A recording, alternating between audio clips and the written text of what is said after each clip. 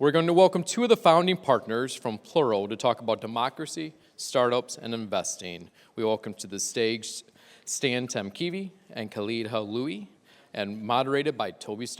Give them a round of applause and bring them on stage.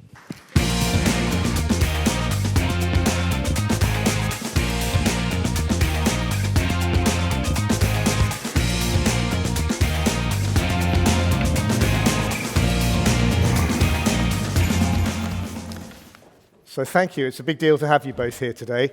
First of all, before we kick off, can you just tell us a bit about what is Plural? How did it come together? So Plural is our answer to the problem that we saw as founders and operators in Europe, is that there are not enough institutional investors in the early stage who have actually built companies before. So Plural is a collective of 5 former founders, CEOs. Over the last 3 years, we've raised 2 funds of 800 million euros and going after the most ambitious companies around Europe to back them, not with just money, but also help them build and scale the companies.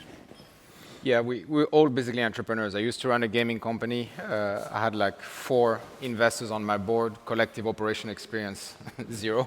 So very, very strong opinions on what should be done, but very little experience to basically answer for that. And you know, we had been investing as angels collectively like for about a decade, and half of our investments were in Europe, the other half were in the US. And we're dealing with this ambivalence where we saw the level of ambition and the desire to actually change things more meaningfully and structurally in Europe grow within the entrepreneurial community. But when you looked at the investment infrastructure and the funds and the VCs that were getting involved, there was a huge dichotomy.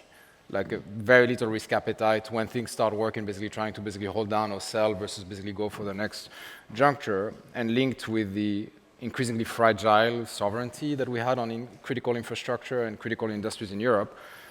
Well, we all entrepreneurs, so we were tired of keeping complaining. So actually, instead of complaining, what are we going to do about it? And so that's what we did. We started investing together in 21, and we decided to raise a fund that we wish we had when we were entrepreneurs. And you've been moving more into the defense or dual-use space? Well, it's not about having a vertical, narrow sort of theme for the fund. It's more about the ambition. And if you look at what are the things that Europe needs to fix, what are the things with the biggest GDP level impact that we can tackle, then you get to a list of things like defense and space and sovereignty and robotics and AI and so forth. And we are a generalist fund in that sense, but some of the most meaningful things you can do for Europe today are related to defense and sovereignty. But actually, interestingly, we started investing in defense before starting Plural. Yeah. So I invested in Helsinki in 2020 when Torsten decided to basically move full on and full time basically to join the company. And the main reason for that is actually, well, in my view, it should have been pretty obvious that actually the military capabilities in Europe were really falling behind. And you'd see, if you saw what happened in Nagorno-Karabakh and the application of Bayraktar drones, it was clear that actually the reality of the warfield was really evolving far beyond the ability to react from a prime perspective. But interestingly, a lot of people were telling us the first round, it was just entrepreneurs and angels and people that actually cared about the topic and wanted to basically support Torsten, Gudbert, and Niklas. But as we started raising Plural, defense was a key component of our investment strategy from day one. And we received some reactions that were mixed from LPs. Actually, are you going to invest in defense? Or we have our own ESG category. But honestly, it was never a reflection outside that we would compromise on this. The reality, the urgency is there. We will do this. You either can join the journey that we are taking on. And we're one of the biggest LPs in the fund ourselves. We have a very meaningful GP commit in the fund. Or you can invest somewhere else. And a lot of this really, I'd like to hear about your personal stories. We were talking earlier about the impact of geography and I guess history. Do you want to just tell us a bit about, you're a different group of people? Yeah. Well, Plural is playing on the 2 hottest spots in European startup landscape, London and Tallinn, Estonia, which is something where half and half of our team is between those 2 locations, which means that it gives us the latitude to ignore Brexit ever happening, and we treat Europe as a continent and look across the continent. Having in 8 or 9 countries now across Europe. But obviously for this sort of defense and resilience topics, being on NATO's eastern flank feels different. And so if you look at the map of Europe, 500 million people, there's 100 million living on the border of Russia that do not need an explanation of, is this urgent, is this important, do we have time, should we move, should we do something maybe? And that can be quite a different sentiment if you go to and ask random people on the street in the western parts of Europe. And so that has allowed us to sort of see maybe a little bit closer what is the technological and sort of reality on the ground in Ukraine. There is a lot of traffic of people coming from Ukraine, going to Ukraine through Estonia. There is a very strong nascent startup scene, which very often is a little bit too early for Plural to get involved, but we feel part of the sort of community and flow, and then occasionally we can dive in and back some companies that we feel are going to be the breakthroughs. And you've talked a bit about, when we've talked before, about GDP-level influence on your country's economy, which is more, I guess, the Estonians in the team. Yeah, but how Estonia is the MVP. Now we're doing it for Europe. True, but I mean, I'm really interested in this whole conference looking at the role of VCs beyond just trying to make money out of a sector, but actually how is the VC community using the capital it has to deploy to help defense, help national security, move policy, change approaches. Have you got any reflections on that in the work you guys have been doing? Yeah, my first reflection is what you just said, like VCs making money out of a sector, which is very telling in itself in terms of actually how you think in terms of economic output and creation of economy. So like, for instance, I'll give you a sense, like, I invested in Uber in 2011 when the company was just started in San Francisco, and everybody was making fun of them because they were raising at a valuation that was bigger than the perceived private transportation sector in the US, which is actually $500 million. But it's not that it was actually like a zero-sum game approach where there's only a limited amount of money that is there, and you have to basically take some, and which is, by the way, very much the perceived understanding of traditional defense that is in Europe. But if you remove unnecessary friction of access to employment and access to mobility, you can actually create a sector that is much more meaningful and create economic output that have dramatic impact in the livelihood of people. First, in terms of access to mobility or access basically to employment. And the same applies to defense. Like the reality is like the level of efficiency or lack thereof in terms of actually the employment of like the capital that is being deployed to actually pertain and protect the economic output that we have. Like what has a bigger impact on your economy than a war happening on your soil? Like very people factor into this. Like it's actually like we're not taking money out of a sector. We try to protect what is there and protect like a democratic environment that allows for basically people to have self-determination. I think that's the calling that is really motivating us. I think there are a few conceptual flips that we need to make, like mental flips. One of them is this increasing spending on defense. Like, do you have 2% or 3.5% or 5% of GDP that is the cost of defending yourself? Flipping that around, what is the contribution to your GDP from building globally competitive, exportable technologies that also work for your defense? Like, what's the income line in your GDP coming from defense tech? The other one is this exactly this. I recently had an argument, like a nice dinner table argument with a relative of mine who was also going on about like, now that this war is going on and people are spending so much money on defense, now all of you entrepreneurs are flocking into that. Where it's like, let's flip that. It's like, if you are a young, talented, or middle-aged talented, middle-aged untalented investor or entrepreneur who is looking for what is the most meaningful thing I can do over the next 3 years for my country, for my continent, for my family, for myself, for my sort of ambitions, like this is just the most urgent problem that we have to solve. And so it's like not people flocking into defense to make money, but I think there is a genuine generation of missionaries. By the way, the missionary, mercenary, once again, that sort of old adage actually has meaning here. But there is like a generation of missionaries who've just chosen that this is a problem that we need to solve before we get to solving everything else. Right? Yeah, and that leads into this idea that real entrepreneurs do what they do because they want to solve a problem, and the money sort of is a secondary output of that. You've talked a bit about the problem we have now with government and military is they've never been involved in the overhauling of a whole industry from scratch. And a lot of you guys have been in Skype, Wise, Uber, now you've been early in the Helsinki story, so you've seen that massive disruptive effect. How do we bridge that? How do we cope with the fact that our policymakers don't really understand the potential to do that? Yeah, I think it's a lot of time, engagement, and involvement. And to be honest with you, it's something that we still need to catch ourselves on. Like, it's not something that is actually that obvious and easy to process and understand, like the power law, and that one company can actually create a whole new industry in the matter of like a few months or like a few years. And I think like what hurts a lot right now is, and I think it applies also like to traditional form of investments or LPs in Europe, is like there's a bit of a blanket statement approach to risk and risk management. Like we do not want to make mistakes. Like we have like very high stakes. The problem is the biggest risk we can take right now is not taking risks. Like we have to innovate, and you can contain that risk, and you can basically start changing and approaching things. I think the reality, I'm a bit more hopeful on this because you have actually younger people within this administration. You have younger people that are seeing and that have friends that have started companies and basically built companies. And you have things that are changing, like you look at what is happening in Denmark, we're basically like going against 20 of the existing laws for the establishment of a factory for Firepoint.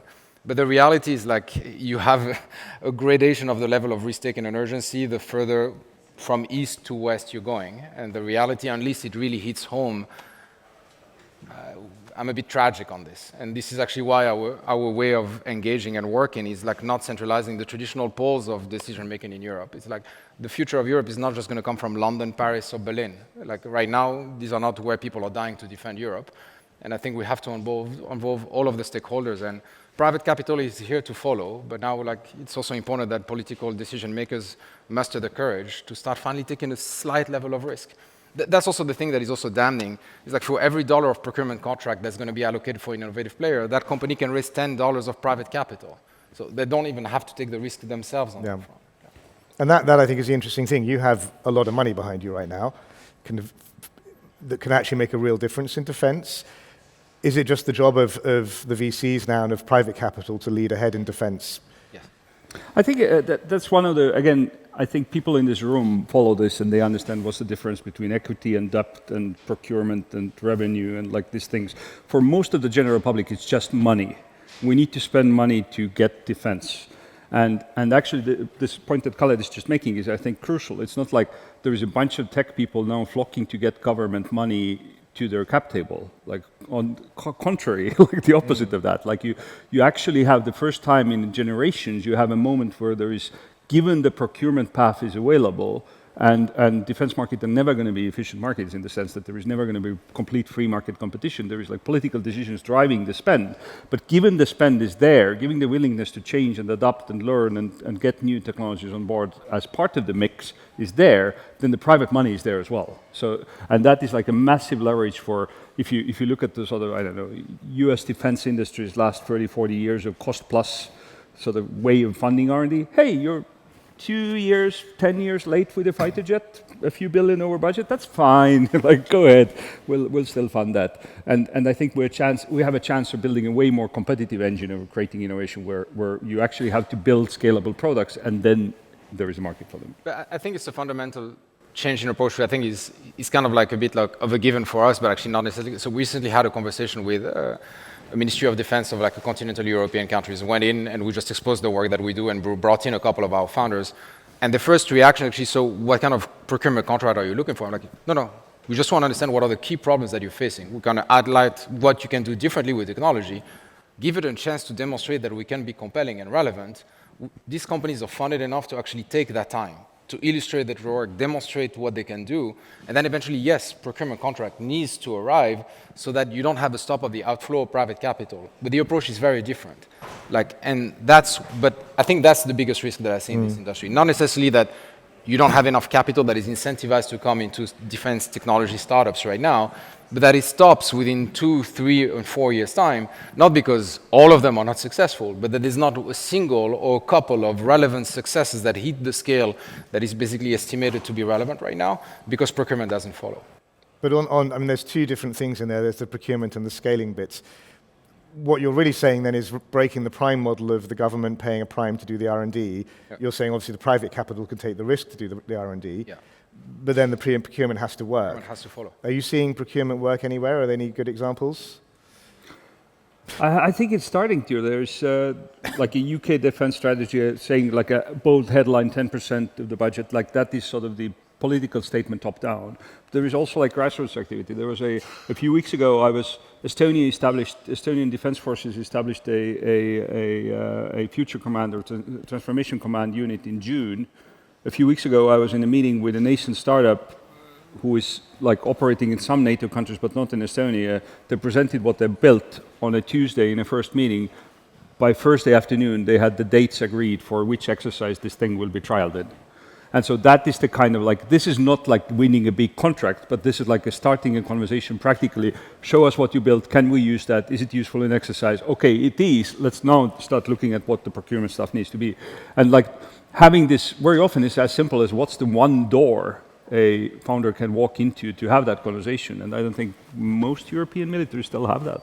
Do you have the advantage in Estonia of being small enough that it's quite easy to find the door?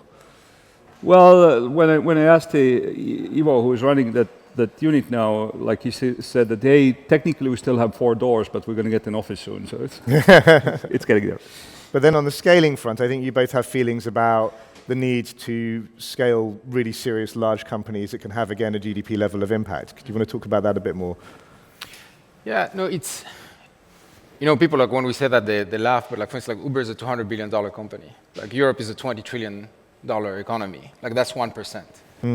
You have a $200 billion economy that has an impact on the GDP of the continent. Like I don't need to imagine or to get extremely creative, it's already there. The challenge is like the vast majority of people in Europe do not believe we can actually do this. But having involved from very early on in Uber, I can tell you the vast majority, or a big chunk of actually the key operation leaders were actually European. They were not just American people. That there's not something in the soup they're eating in the morning that makes a very big difference. But they try more. They fail more. And actually, like the first failure is not basically the end. It's actually they can try again and basically like fail better. And I think that's a bit of the approach that we take in a bit more in Europe. And I think that there's clearly an opportunity to do this. And it's so I was joking about Estonia being the MVP, but like if you look at the numbers, 2005 was when eBay acquired Skype. So that's 20 years ago. Like nobody knew what a startup is. 2006, the total venture capital investment in early stage in Estonia was $6 million. In 21, the peak was 1.3 billion in basically a town of 500,000 people, right? And like in that scale, like you see that, okay, nobody knows what this thing is. Fast forward 15, 20 years, you have like multiple, like 4 or 5% of GDP now come from early stage tech, 1.52% of the employees in the country, all working people work in early stage tech companies.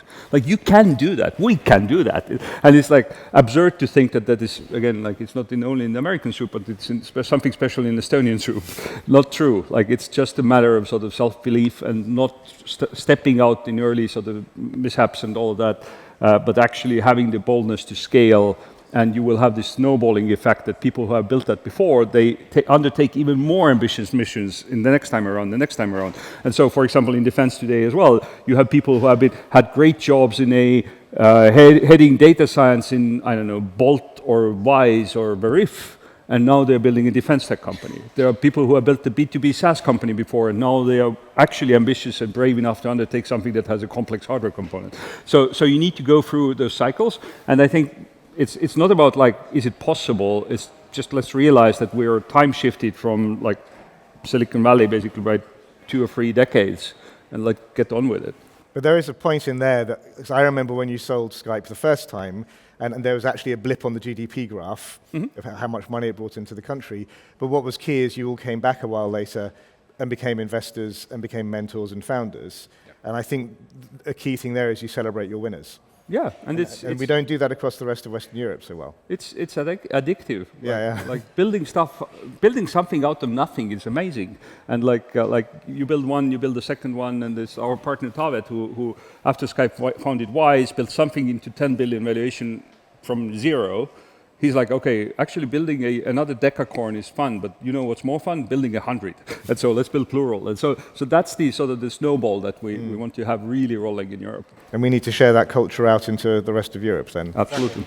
But it's starting. You see, like, I think this is also a question of like ecosystem maturity. Like now, like like not that so long ago, it was hard to find like a couple of like founders that could build like €1 billion company. Now you have a number that built a 10 billion one. You have one that built a 100 billion one with Spotify. And all those people, like you see, well, they are actually investors in some of the new generation of startups. And chances are, if you ask founders like what drives you and motivates you right now, is going to be working on another SaaS or marketplace platform.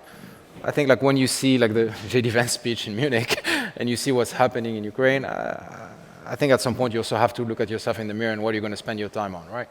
So in the last minutes, should we be getting around the few winners and piling money into them, or should we be scattering across lots of startups to find new winners?